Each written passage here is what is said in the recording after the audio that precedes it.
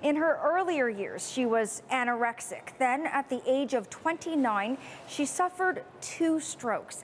Dina Pestonji says she has never shared her story until recently. A lot of it had to do with her Indian culture, she says. But the motivational speaker has published a book about her struggles and how she overcame them.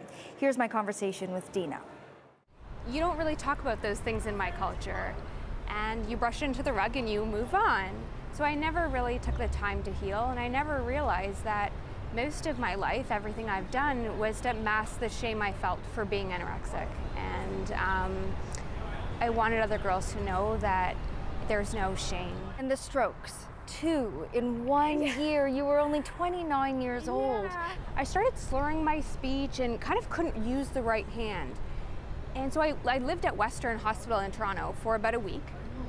And they couldn't let me go because there was nothing that was wrong with me. I didn't smoke, I don't do drugs, I'm perfectly healthy.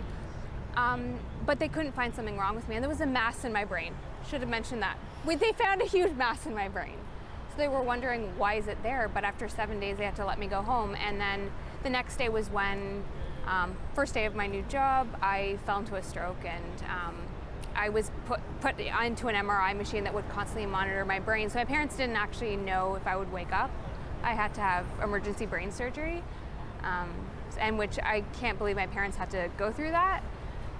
But I did wake up, and then I had really just lost everything on my right side and my ability to speak. And waking up from all of this and realizing what had happened, what was that like? There's no mirrors in a hospital room, so I didn't ever see my head in all the bandages. But I couldn't talk, and nobody knew if I was in a vegetative state. So it was definitely frustrating because I didn't know what happened, and my parents didn't know if I could take telling me, like if I would just kind of crack. When I did learn, it was only like a month or 2 after, when I saw myself in the mirror, that I was like, what just happened? And then I remembered I had a job, I had a condo, I had everything ready to go, and I'd lost all that. And that point was the worst day of my life, because it was like, I'm literally starting from scratch and I need to learn the alphabet first. Okay. So and you really recovered in leaps and bounds. You taught yourself to talk, to move.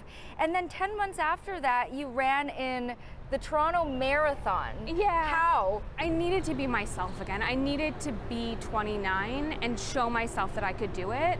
And it was just me proving to myself I'm the same person in the stroke, because it did take up a year of my life, but I had to make sure it didn't. Like, I had to have something to say at the end of it.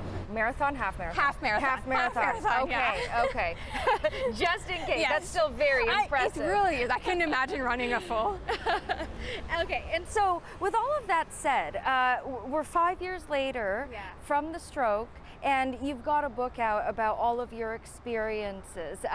You want to inspire people about your journey. What have you learned from it? I've never thought that anything I've really done is remarkable. It's just, I was given a circumstance and my body and mind worked together, and I was lucky to have a supportive team around me.